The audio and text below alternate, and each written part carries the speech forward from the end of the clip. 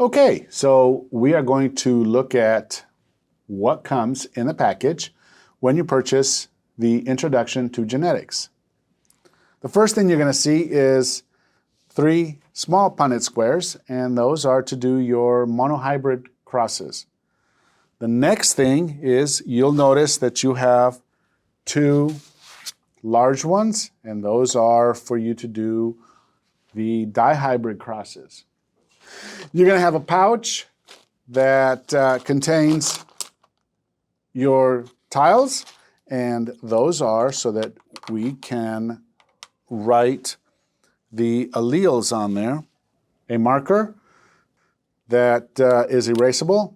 It has a nice little eraser at one end as well so that you can write the alleles, and when you're done doing your crosses, it's easy to erase.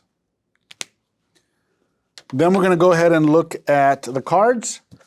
You have a total of 7 different cards that show the different types of crosses that your students can do. You have 6 cards that act as an overview, and it has research questions, it has background and such information that allows the students to develop prior knowledge.